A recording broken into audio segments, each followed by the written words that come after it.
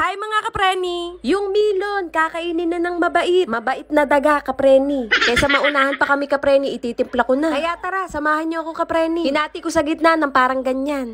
Yung pitjel, nakikita yung itim, baguhin mo pwesto. Para wala kayong ebidensya. Kinayod ko na lang kapreni kaysa kutsarahin. May pangkayod ka lang kaya hindi ka gumamit ng kutsara.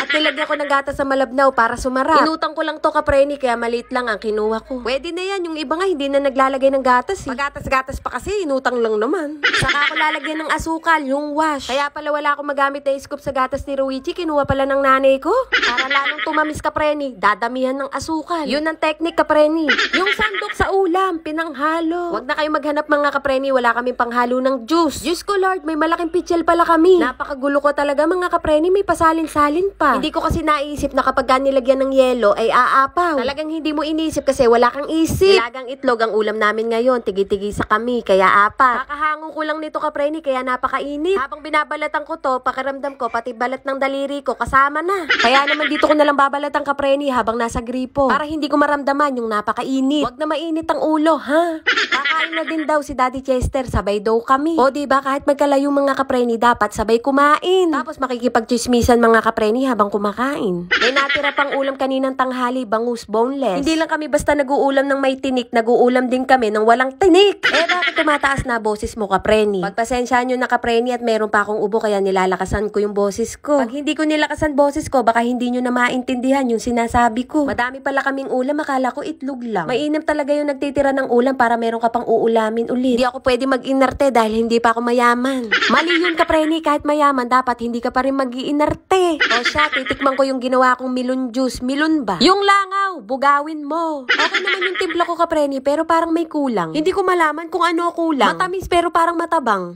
Yung gatas hindi ko malasahan. Naparami ako ng tubig mga kapreni. Kaya parang may kulang. Parang kulang ako kapag wala si Daddy Chester. Ang OA mo kapreni. Kinabukasan nga kapreni, itlog pa rin ang ulam namin. Itlog na may sardinas na malalaki ang hiwa ng sibuyas. Yung sardinas, dalawang klase ang niluto. Pechay na nilagyan ng sardinas. Syempre, niluto yung kapreni ha. Kakain na naman ako kapreni. Eto na lang muna yung content ko, puro pagkain namin. Para malaman ng mga chismosa na marami kami pagkain dito sa bahay. Bawal magalit dito, dapat ako lang, sorry na. Puro may itlog ang ulam namin dito. Susunod, magkakaroon na kami ng pakpak. Kain lang ng kain hanggat may pagkain. Pagkatapos lumapang, back to work na kapreni. Mag-aalaga na ng anak. Syempre, aalagaan mo yan, anak mo yan eh.